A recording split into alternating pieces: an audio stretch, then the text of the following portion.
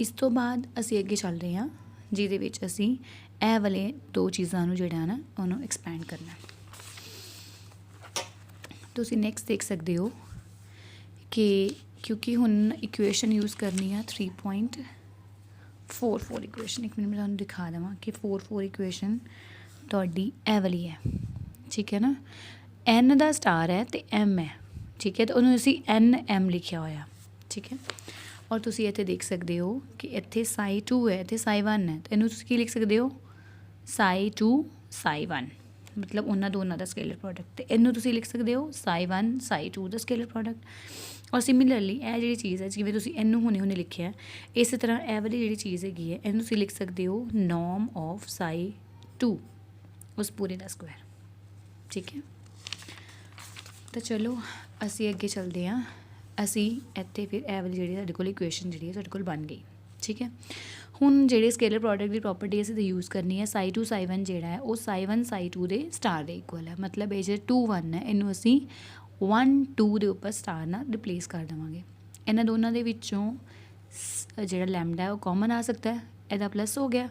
हुण किसी भी चीज़ दे विच उहदा कॉन्जुगेट ऐड करो तो की हो जाता है, क्यों कॉन्जुगेट की हुंदा है ਜਦੋਂ ਅਸੀਂ ਆਇਓਟਾ ਨੂੰ ਮਾਈਨਸ ਆਇਓਟਾ ਦੇ ਵਿੱਚ ਕਨਵਰਟ ਕਰ ਦਿੰਦੇ ਹਾਂ ਤਾਂ ਫਿਰ ਕੰਪਲੈਕਸ ਪਾਰਟ ਜਿਹੜਾ ਉਹ ਕੈਂਸਲ ਹੋ ਜਾਂਦਾ ਹੈ ਤੇ ਸਾਡੇ ਕੋਲ ਸਿਰਫ ਰੀਅਲ ਪਾਰਟ ਆ ਜਾਂਦਾ ਹੈ। ਤੇ ਇੱਥੇ ਤੁਹਾਡੇ ਕੋਲ ਆ ਗਿਆ ਟਵਾਈਸ ਆਫ ਰੀਅਲ ਪਾਰਟ ਇਹ ਸਾਰਾ, ਕਿਉਂਕਿ ਸਪੋਜ਼ ਅਗਰ ਸਾਡੇ ਕੋਲ ਕੋਈ ਕੰਪਲੈਕਸ ਸਪੋਜ਼ ਅਗਰ ਸਾਡੇ ਕੋਲ ਹੈਗਾ z ਸਾਡੇ ਕੋਲ ਹੈਗਾ a ਪਲਸ ਆਇਓਟਾ b, ਠੀਕ ਹੈ।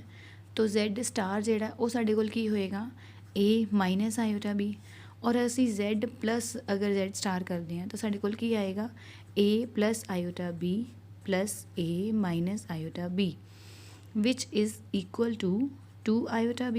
तो मतलब की हो सॉरी ये कैंसल हो गया 2a आना है, ठीक है।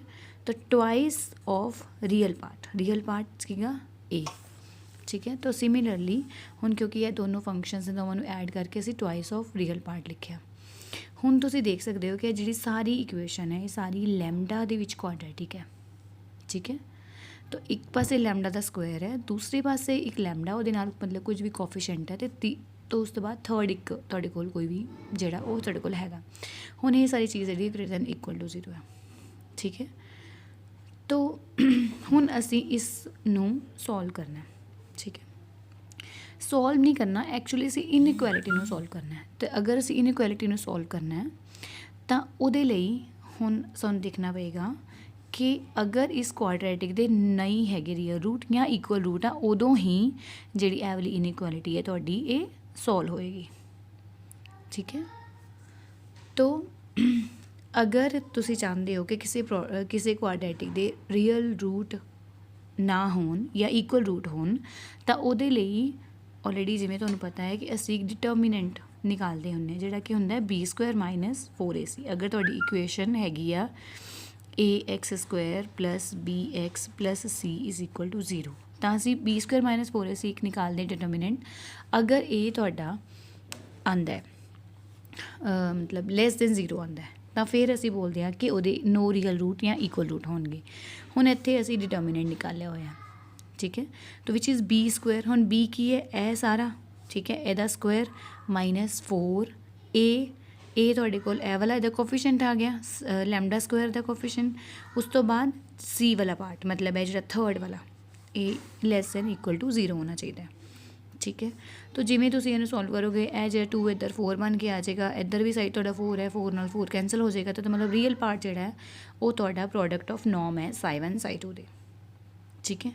तो अगेन असी जो रियल पार्ट है उन्होंने असी एक तरह नाल मतलब मैक्स विच ले जाके तो असी इत्थे इनू एब्सोल्यूट वैल्यू लिख लिया। वो absolute value of Sai 1 Sai 2 जी है उहदा मतलब एक ही एक्चुअली स्केलर प्रोडक्ट है। स्केलर प्रोडक्ट मतलब यही वाली जी चीज़ है तुसी मतलब इनिशियली असी यह चीज़ जी प्रूव करनी सी कि साई 1 साई 2 ਦਾ ਜਿਹੜਾ स्केलर प्रोडक्ट है ਉਹਦਾ एब्सोल्यूट वैल्यू ਜਿਹੜੀ है वो हमेशा लैस होनी चाहिए है साई 1 ਦੀ norm multiply by Sai 2 the norm.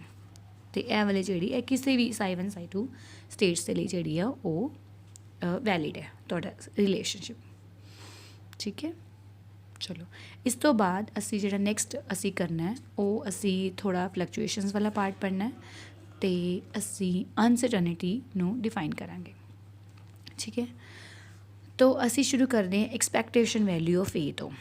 Expectation value of any ਓਬਜ਼ਰਵੇਬਲ ਏ ਜਿਹੜਾ ਉਹ ਤੁਹਾਨੂੰ ਹੀ ਤੁਸੀਂ ਇਸ ਚੀਜ਼ ਨਾਲ ਦੱਸਦੇ ਹੋਏ ਇਹ ਤੁਹਾਡੀ ਬਹੁਤ ਜ਼ਿਆਦਾ ਵੈਲ ਨੋਨ ਹੈ, ਕਿਉਂਕਿ ਤੁਸੀਂ ਇਹਨਾਂ ਬਹੁਤ ਸਾਰੇ ਮਤਲਬ ਆਰਟੀਕਲਸ ਕੀਤੇ ਹੋਏ ਜਿਹਦੇ ਵਿੱਚ ਤੁਸੀਂ PX ਦਾ ਐਬਸੋਲਿਊਟ ਵੈਲਿਊ ਤੁਸੀਂ ਲਈ ਸੀ, ਐਕਸਪੈਕਟੇਸ਼ਨ ਵੈਲਿਊ ਨਿਕਾਲੀ ਸੀ ਉਹਦੀ। ਉਸ ਤੋਂ ਬਾਅਦ ਅਸੀਂ ਆਈਗਨ ਜਿਵੇਂ ਫੰਕਸ਼ਨ ਕੀਤੇ ਹੈ ਕਿ ਅਗਰ ਸਪੋਜ਼ ਕੋਈ ਵੀ ਆਈਗਨ ਸਟੇਟ ਹੈਗੀ ਓਪਰੇਟਰ ਤੁਹਾਡੇ ਕੋਲ ਏ ਹੈਗਾ ਅਤੇ ਉਹਦੇ ਨਾਲ ਆਈਗਨ ਵੈਲਿਊ ਏ ਐਸੋਸੀਏਟਿਡ ਹੈ, then this all condition could be written as a psi is equal to, ਮਤਲਬ ਇਹੀ ਹੈ ਕਿ ਅਗਰ ਤੁਸੀਂ ਓਪਰੇਟਰ ਸਾਈ ਲਗਾ ਰਹੇ ਹੋ ਅਤੇ ਨਾਲ ਤੁਹਾਡੀ ਇੱਕ ਕੌਂਸਟੈਂਟ ਵੈਲਿਊ ਆ ਰਹੀ ਹੈ, ਤਾਂ this is the eigen value corresponding to operator ਏ। ਠੀਕ ਹੈ, ਇਸ ਤੋਂ ਬਾਅਦ ਇਹ ਵੀ ਚੀਜ਼ ਤੁਹਾਨੂੰ ਪਤਾ ਹੈਗੀ ਹੈ ਕਿ ਮਤਲਬ ਐਕਚੁਅਲੀ ਉਹੀ ਜਿਹੜੀ ਚੀਜ਼ ਹੈ ਉਹਨੂੰ ਅਸੀਂ, ਕਿਉਂਕਿ ਜਿਹੜਾ ਏ ਸਾਈ ਹੈ ਇਹਨੂੰ ਅਸੀਂ ਰਿਪਲੇਸ ਕੀਤਾ ਹੈ ਏ ਸਾਈ ਦੇ ਨਾਲ, ਅਤੇ ਉਸ ਤੋਂ ਬਾਅਦ ਏ ਔਰ ਇਹ ਚੀਜ਼ ਇਕੁਅਲ ਹੈ। ਅਗਰ ਤੁਹਾਡਾ ਫੰਕਸ਼ਨ ਨੋਰਮਲਾਈਜ਼ਡ ਹੈ ਤਾਂ ਏ ਨੂੰ ਤੁਸੀਂ ਇਹ ਲਿਖ ਸਕਦੇ ਹੋ। ਇਹਦਾ ਮਤਲਬ ਇਹ ਹੈ ਕਿ ਅਗਰ ਸਿਸਟਮ ਆਈਗਨ ਸਟੇਟ ਹੈਗਾ ਜਿੱਦਾਂ ਓਬਜ਼ਰਵੇਬਲ ਏ ਹੈ ਤਾਂ ਉਹਦੀ ਮੈਜਰਮੈਂਟ ਆਫ ਏ ਜਿਹੜੀ ਹੈ ਉਹ ਆਈਗਨ ਵੈਲਿਊ ਏ ਜਿਹੜੀ ਤੁਹਾਨੂੰ ਦਿੰਦੀ ਹੈ। ਇਸ ਤੋਂ ਬਾਅਦ ਅਸੀਂ ਕਰਾਂਗੇ ਅਨਸਰਟਨਟੀ ਪ੍ਰਿੰਸੀਪਲ।